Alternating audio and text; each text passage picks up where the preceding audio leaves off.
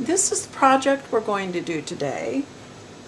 I call it Best Walks Are Always Brief. I made this in honor of my pet Millie, who died on November 12th of 2018, just a few days ago.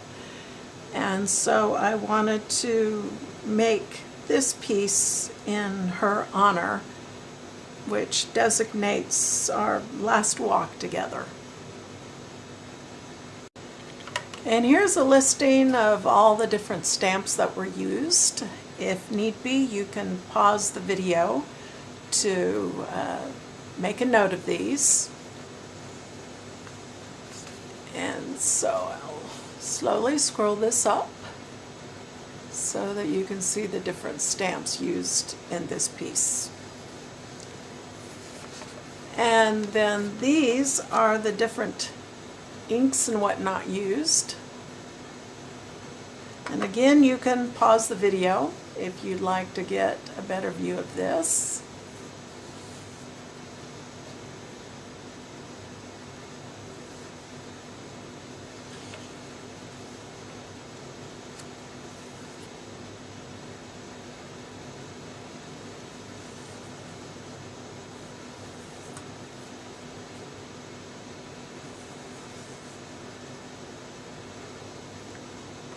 And so let's begin. Okay, I started by stamping out a practice session just on some typing paper just to get everything in position. And to make things easier, I've repositioned most of my stamps in some different stamp platforms that I have. This one is a We Are Memory Keepers Precision Press Advanced. And I'm going to start by stamping the path. And I have a little 3/4 inch spacer here that I've just cut out of some thick plastic.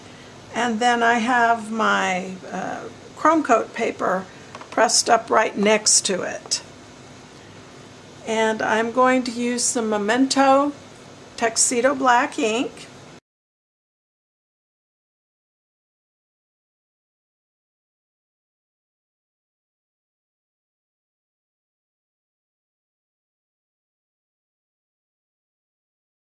Okay, next I'm going to ink up the mountains and the person walking the dog. So for the mountains, I'm going to use Memento Tuxedo Black.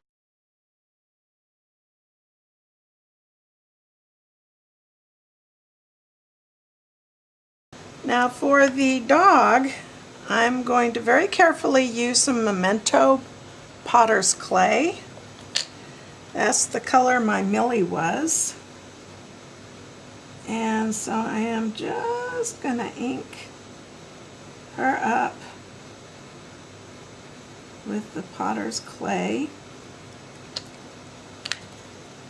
And then I'll use Memento Tuxedo Black.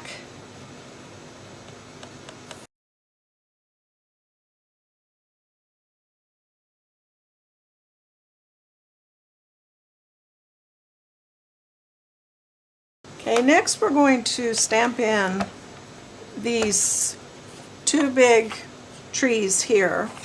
So once again, I've got a stamp platform all set up and ready to go. So I'm going to first jut it right up in the corner here. And I'm going to ink up the leaves of the tree with some Memento bamboo leaves. For the trunk of the tree, I'm going to use some Memento Rich Cocoa.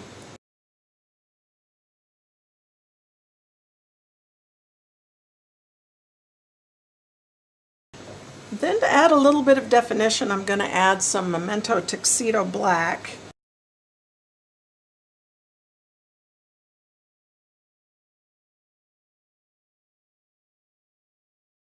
Okay, next I'm going to put some spacers in here.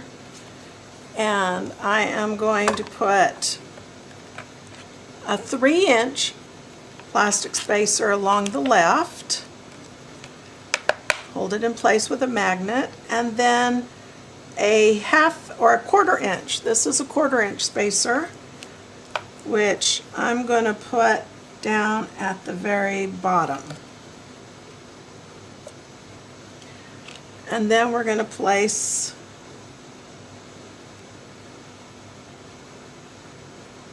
this right up against our spacers.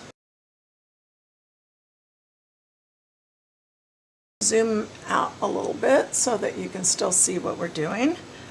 I'm going to start with the bamboo leaves on the leaves of the tree. I'm going to use rich cocoa for the trunk of the tree.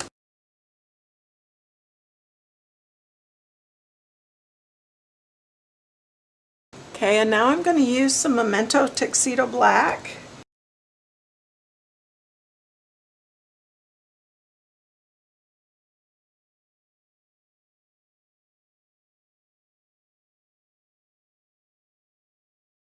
Okay, next I'm going to use my Memento bamboo leaves again. I'm going to use my Stampin' Up! Grass stamp.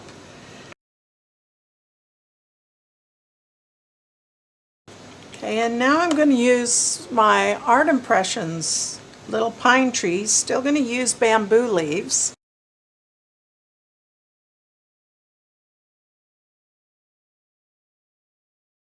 Okay, and I'm going to give this ink now a little bit of a chance to dry. Okay, one thing I'm going to do while I wait for this to dry is I notice the dog color, the little dots of the path stamp are showing through. So I'm going to try and darken it in with some of my Marvy Le Plume number 6 brown. Tip of my Memento dual marker. Okay, I'm going to use some Distress Oxides to color in the sky. I'm going to use Antique Linen, Victorian Velvet, Seedless Preserves, and Chipped Sapphire. And I have created a mask of the mountains, and I'm going to use some temporary adhesive to just put on the back to hold it down. And I'm going to place that just on the mountains so that it is just below the tops of the mountains here. And I'm doing that so that when I put it on, that I don't have a stark white line at the top of the mountains when I do it. Okay, I'm going to start with the Antique Linen, and I'm going to use a Tim Holtz Distress Blending Brush for this. This is one that I have for yellow colors. And so I just dab the brush onto the ink. Next I'm going to use Victorian Velvet. Okay, next I'm going to use Seedless Preserves. And the last I'm going to put on is Chipped Sapphire.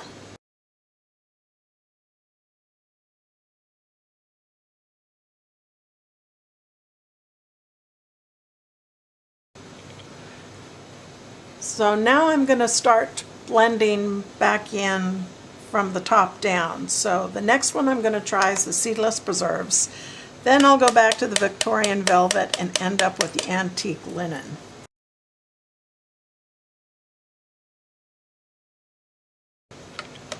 Now the sun is going to go about right here, and so I want to darken this side a little bit more, and so I'm going to put a little bit more of the purple colors coming in on this side. Now I'm going to take my Chipped Sapphire and kind of work on the edges here.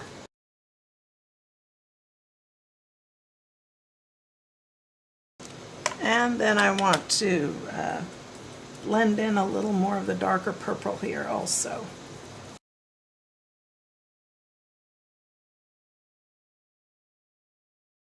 Okay, now I'm going to use a stencil that I made a while ago for the sun.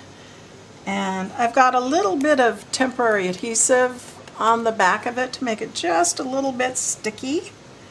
And I'm going to place this where I'm going to want it and make sure it's pressed down really well. Then I'm going to use some Hero Arts Unicorn White pigment ink. And I'm also going to place just some paper around this stencil because the stencil is pretty small, and so I want to protect the parts of it that's not going to get part of the stencil. And so I'm going to use another distress brush here that I use. This one I dedicate to white pigment ink. And then I am going to just dab the white pigment ink and then just dab it on here.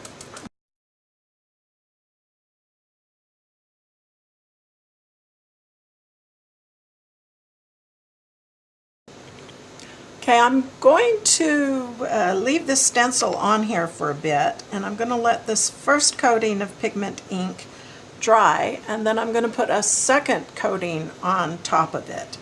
And when we're ready to do that, we'll be back. Okay, this first coat just had a little bit of a chance to dry, but like pigment ink, I doubt that it's fully dry. But I'm going to go ahead and put a second coating on.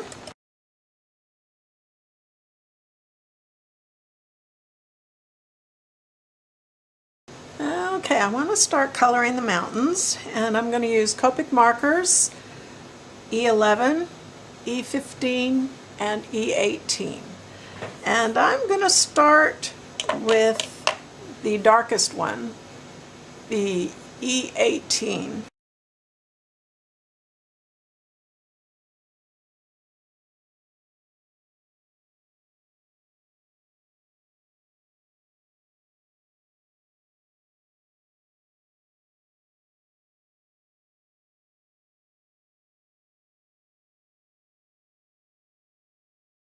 Okay, to add some greenery, I'm going to use YG61, YG63, and YG67. And I'm going to start with some YG67. And I'm also going to use the YG67 for the darkest areas in the grassy area here.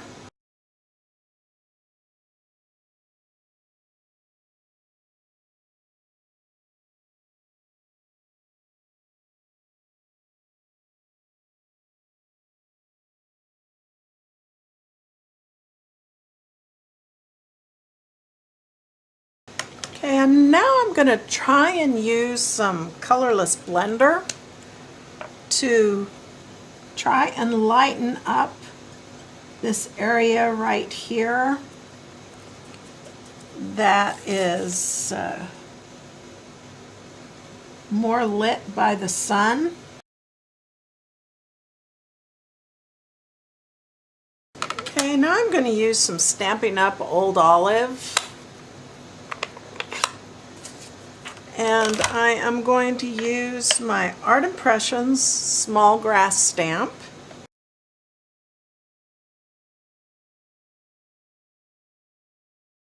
Okay, now I'm going to use some of my Marbley Plume 2, number 55, Iris Purple.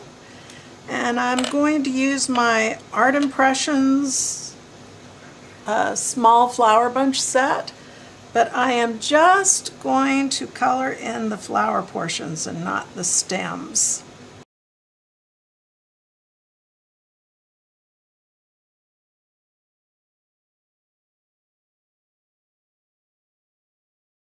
Okay, and we've started to lose a little bit of definition to these large oak trees.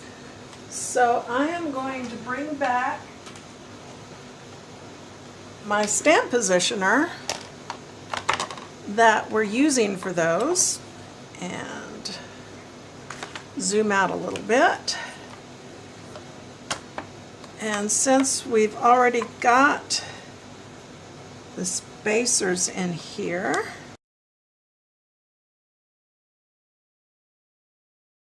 now we will take out the spacers and we will butt this up against here.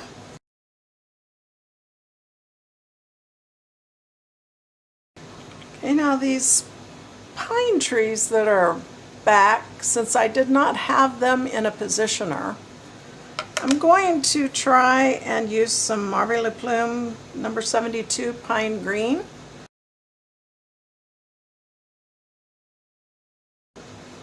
I'm also going to use the same marker to add a little more color.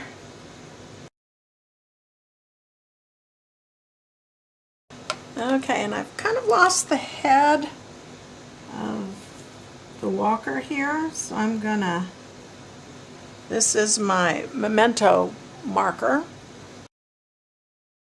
And I'm also going to use my Marbre Le Plume number 6 Brown to color some more into the dog here. And I really don't like how the dog is turning out, so I am going to put this back into here, which is where we had originally stamped it. So we have the 3/4 inch spacer in there, and I am just going to ink up the dog, well, maybe the man also. In this case it's a woman because it's me, and this is in honor of my dog Millie.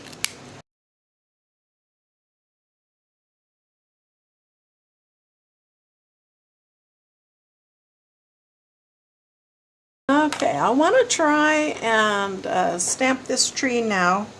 In the corner, I'm going to put my 1/4 inch spacer in here, and then I'm going to jut this up against it. And then I'm going to put this tree maybe a little off here. Is I will first stamp it in Memento Black.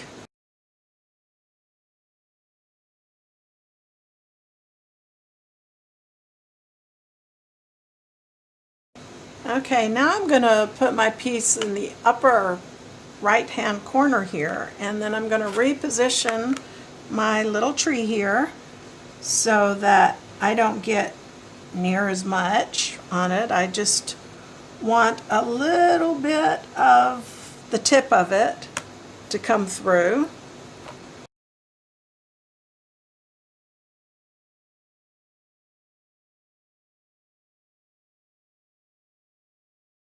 Okay, I'm going to give these two edge trees a chance to dry, and then I'm going to try and do something with the little pine trees. I really don't like how those are looking. But before I want to do anything, I want to make sure everything is good and dry. Okay, I'm going to use my acrylic stamp positioner here on the stamp that I had used to stamp these trees in the background that I'm not overly happy with. And so I am going to stamp those. That tree, that stamp, onto the acrylic block of this positioner.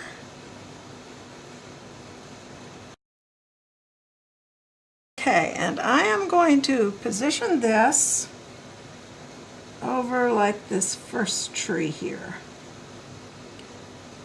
And I will put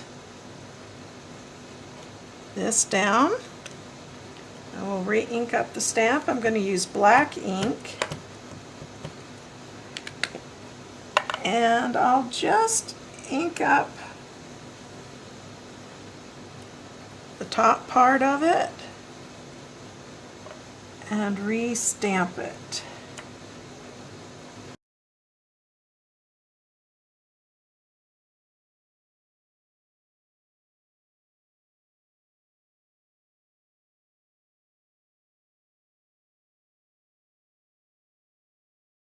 Okay, now I want to stamp a sentiment up here, and for this one I'm going to use a Gina K Designs amalgam ink. This is jet black, and I think this will give a little crisper image.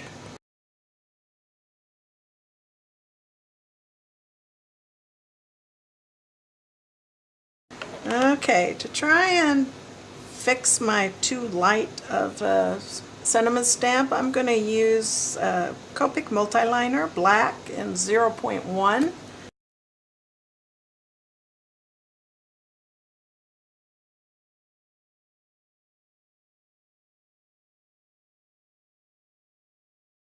Okay, now I'm going to just put some highlights on with some of my Hero Arts Unicorn White pigment ink.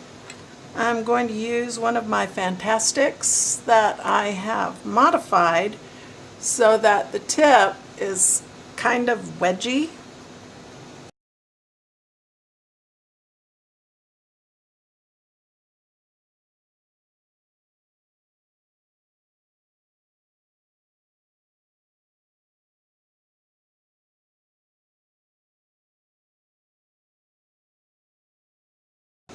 Okay, I'm going to want to add some clouds to the sky, and so I am going to use my stamp positioner again for this.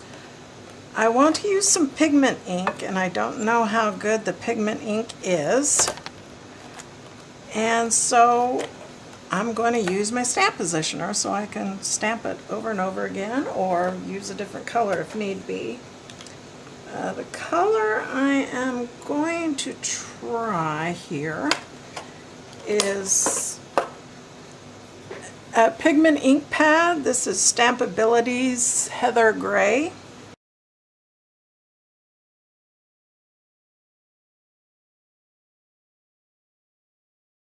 Okay, and then I'll use my 3/4 inch marker here. Bring this over a little bit.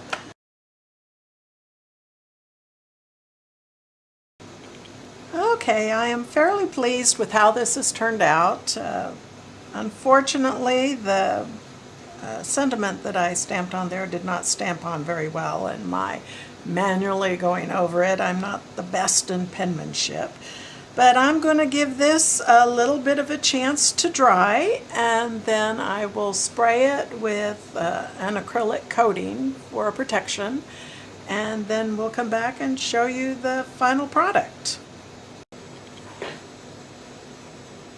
Okay, and this is the final result after I sprayed it with the acrylic coating, and I hope you enjoyed the video.